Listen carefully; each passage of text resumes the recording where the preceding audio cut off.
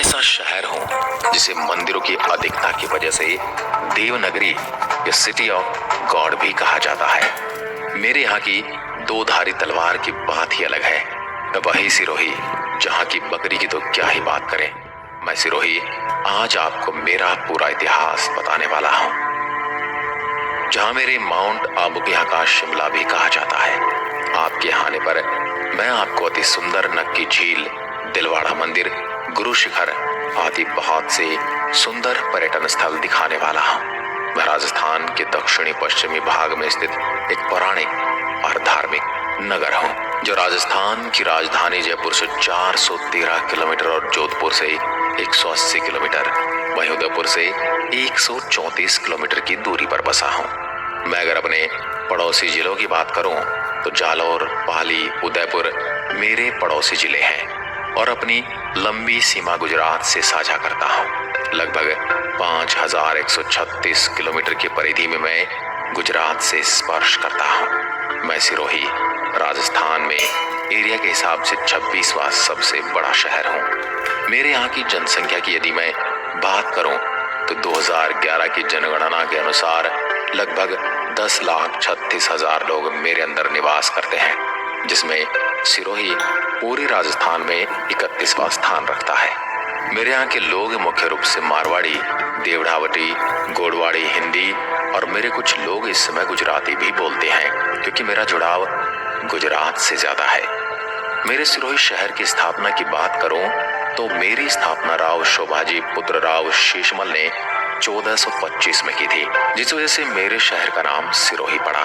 मेरे इस शहर को प्राचीन समय में शिवपुरी, चंद्रावती, आबू प्रदेश और देवड़ावाटी भी कहा जाता है। मैं सिरोही राजस्थान का एकमात्र ऐसा शहर हूँ जो 1300 मीटर ऊंचाई पर बसा हुआ है। क्या आप जानते हैं, मेरे सिरोही की तलवारों को दुनिया की सबसे अच्छी तलवारों में एक माना जाता है।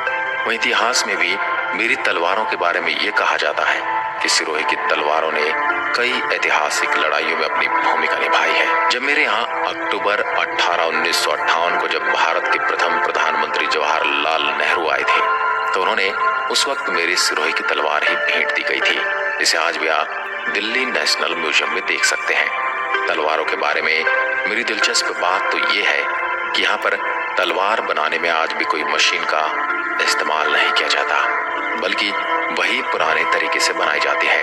इसमें धातु को अंगारे पर गर्म करके हथौड़ों की सहायता से बनाया जाता है।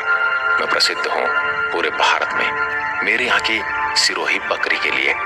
मेरे यहाँ की सिरोही नस्ल की बकरियों की खास बात यह है कि यहाँ की नस्ल एक मध्यम एवं बड़े आकार के साथ साथ बेलनाकार से शंकुनुमा आकार होता है, और यह माना जाता है कि जो जानवर शंकुनुमा आकार के होते हैं वो बेहतर मांस के लिए और अपने दूध उत्पादन के लिए पूरे भारत में प्रसिद्ध है।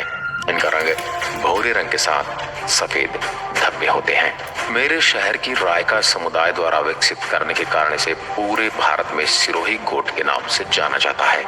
आपको बता दूं, राजस्थान की सबसे पहली नगर पालिका मेरे शहर सिरोही के माउंट आबू में बनाई गई थी। और क्या आप जानते हैं, राजस्थान में सेब की खेती सर्वप्रथम मेरे ही जिले के माउंट आबू में की गई थी। राजस्थान का सबसे कम गांव वाला शहर भी मैं सिरोही हूँ। मेरे यहाँ के माउंट आबू को राजस्थान का शिमला भी कहा जाता है। मैं राजस्थान का मुख्य वाणिज्यिक केंद्र हूँ, और हूँ भी क्यों ना, मैं राजस्थान का एकमात्र हिल स्टेशन जो हूँ।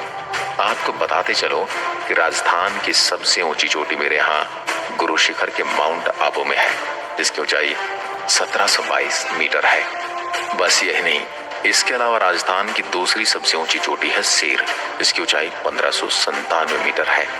मेरे शहर माउंट आबू में राजस्थान की सबसे ऊंची झील है नक्की, जो करीब 1200 मीटर की ऊंचाई पर है, जो राजस्थान में सर्दियों में जमने वाली एकमात्र झील है। मेरे सिरोही में नक्की झील मेरे यहाँ का एक सुंदर पर्यटन स्थल है, जो कि माउंट आबू में स्थित है, जो राजस्थान की सबसे ऊंची मीठे पानी की झील है। आपको बता दूं, टॉड रॉक व नन रॉक नक्की झील की मुख्य चट्टानें हैं। मेरे माउंट आबू में सर्दी इतनी खतरनाक पड़ती कि सर्दी में अक्सर यहाँ झील जम जाती है। सर्दियों में अगर आप मेरे माउंट आबू में आएंगे तो आपको जम्मू कश्मीर और शिमला जैसे शहरों का आभास होगा। कहा जाता है कि एक हिंदू देवता ने अपने नाखून से खोद कर मेरी इस झील का निर्माण किया था। इसलिए इसे नक्की यानी नाखून झील के नाम से जाना जाता है। झील से चारों ओर के पहाड़ियों का दृश्य अत्यंत सुंदर है। मेरी झील में नौकायन का भी आनंद लिया जा सकता है। नक्की झील के दक्षिण पश्चिम में स्थित सूर्यास्त बिंदु के डूबते हुए सूर्य के सौंदर्य को देखा जा सकता है। मेरे यहाँ से दूर तक फैले हरे मैदानों के दृश्य आंखों को शांति पहुंचाते हैं। सूर्यास्त के समय आसमान के बदलते रंगों की छटा देखने मेरे यहाँ लाखों पर्यटक आते हैं। प्राकृतिक सौंदर्य का नैसर्गिक आनंद देने वाली यह झील चारों ओर पर्वत श्रृंखलाओं से घिरी है। यहाँ के पहाड़ी टापू बड़े आकर्षक हैं। आपको बता दो, इस झील में 22 फरवरी 1948 को महात्मा गांधी की राख को नक्की झील में ही विसर्जित किया गया था। राजस्थान में सर्वाधिक बारिश मेरे सिरोही के माउंट आबू में ही होती है, इसलिए इसे राजस्थान का मासिन राम भी कहा जाता है। मासिन राम जहां भारत की सबसे ज्यादा बारिश होती है। दोस्तों, क्या आप जानते हैं ऋषि वशिष्ठ के बारे में? वही संत वशिष्ठ जिन्होंने मेरे सिरोही की माउंट आबू में एक यज्ञ किया था, जहां पर 4 प्रमुख राजपूत वंशों का निर्माण हुआ था। और ये मुख्य है चालुक्य, चौहान, प्रतिहार और परमार। अब मैं आपको लिए चलता हूँ कलाकृति के अनूठे नमूने दिलवाड़ा मंदिर या देलवाड़ा मंदिर। ये मंदिर मेरे यहाँ के 5 मंदिरों का एक समूह है। ये माउंट आबू नगर में स्थित है। इन मंदिरों का निर्माण 11वीं और 13वीं शताब्दी के बीच में हुआ था। ये शानदार मंदिर मेरे जैन धर्म के तीर्थकरों को समर्पित है। दिलवाड़ा के मंदिर में विमल शाही मंदिर प्रथम तीर्थकर को समर्पित सर्वाधिक प्राचीन है, जो 1031 में बनवाया गया था।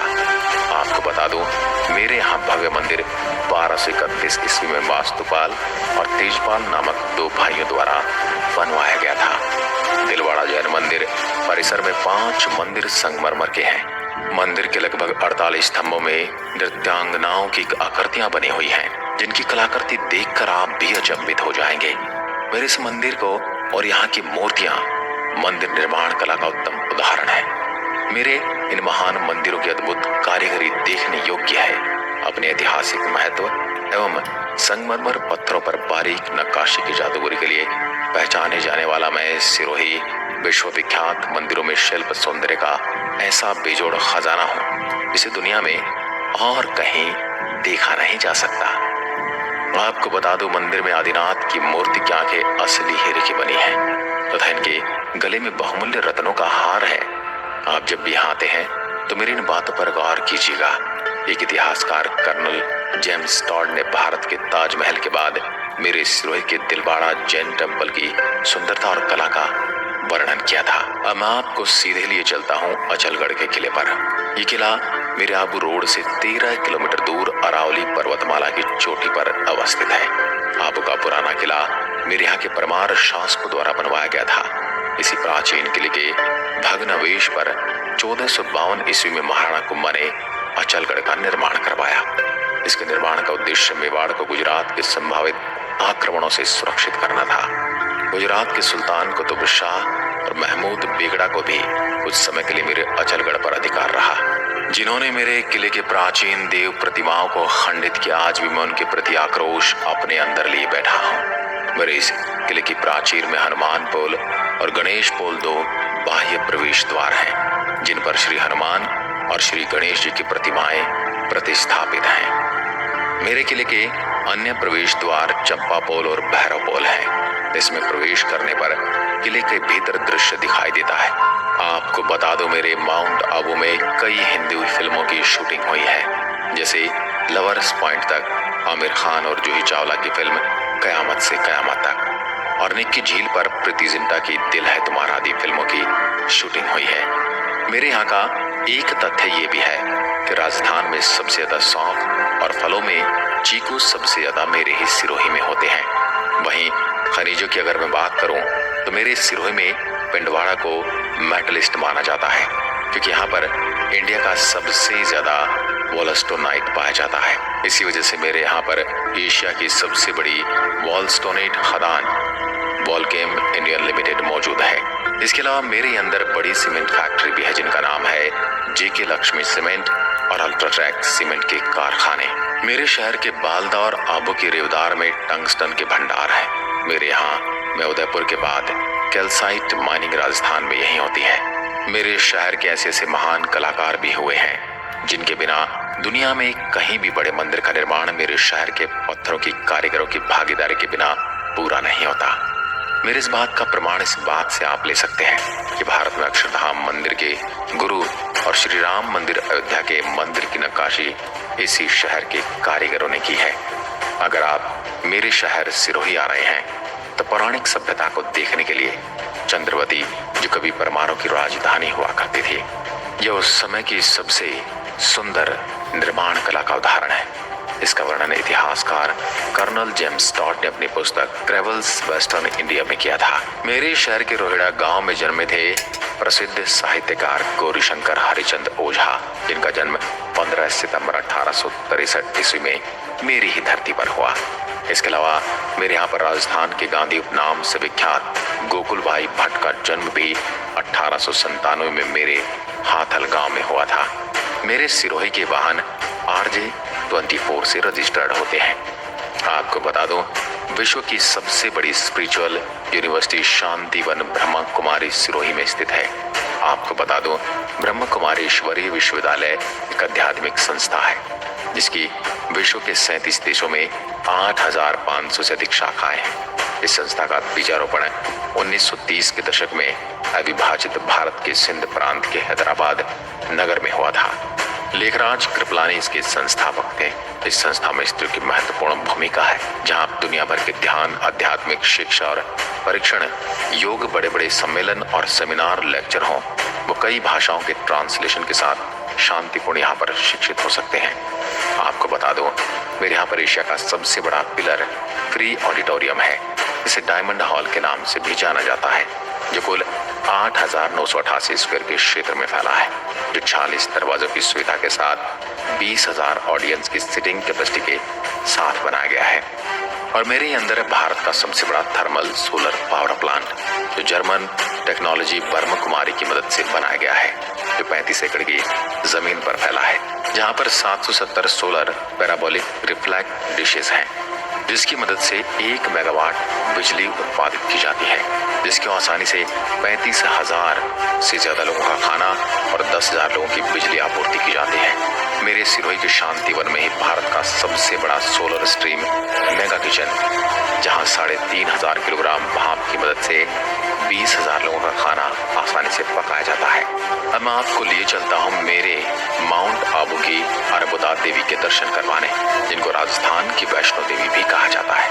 यहाँ पर प्रसिद्ध मेरे मुस्लिम समाज की हजरत सईद बादशाह की दरगाह भी है, जो मेरे शहर के शिवगंज में मौजूद है। मेरे अंदर सबसे ज्यादा गरासिया जनजाति के लोग ही निवास करते हैं। मेरे यहाँ के प्रसिद्ध नृत्य देखकर आप प्रसन्न हो जाएंगे, जो मुख्यतः वालर और कूट नृत्य, जो गरासिया समुदाय के पुरुष और स्त्रियों द्वारा ताल धुन के साथ किया जाता है। इसके अलावा यहाँ पर डांडिया और लून नृत्य भी किया जाता है। मेरे यहाँ के तीर्थ स्थलों की मैं बात करूँ तो मेरे यहाँ सबसे ज्यादा मेरे जैन धर्म के मंदिर हैं, और मेरे मुख्य मंदिरों में से श्री पावपुरी तीर्थ, श्री जिरावला पार्श्वनाथ जैन मंदिर, शरणेश्वर महादेव मंदिर, मीरपुर जैन मंदिर, बमनवाद जैन मंदिर, चंद्रावत म्यूजियम, वर्मन सूर्य मंदिर, करोड़ी ध्वज सर्वधर्म मंदिर, पाट नारायण धाम गिरवर, सिरोही किला आदि मेरे प्रमुख तीर्थ स्थल हैं। इसीलिए तो मुझे मंदिरों की नगरी कहा जाता है। मेरे कई ऐसे हिंदू मंदिर हैं जिन्हें पुराने मुस्लिम राजाओं ने तहस नहस कर दिया। ये बात जब भी मैं सोचता हूँ तो कभी कभी दुखी हो जाता हूँ, लेकिन आप जब भी मेरे प्यारे से सिरोही को देखने आते हैं तो मैं इन मंदिरों के दर्शन जरूर करवाना चाहूँगा। अब बात कर लेता हूँ मेरे त्योहारों की। मेरे यहाँ के माउंट आबू में मई जून में समर फेस्टिवल और दिसंबर में विंटर फेस्टिवल मनाया जाता है, जिसका आप भी जब भी मुझे देखने आ रहे हैं तो आनंद ले सकते हैं।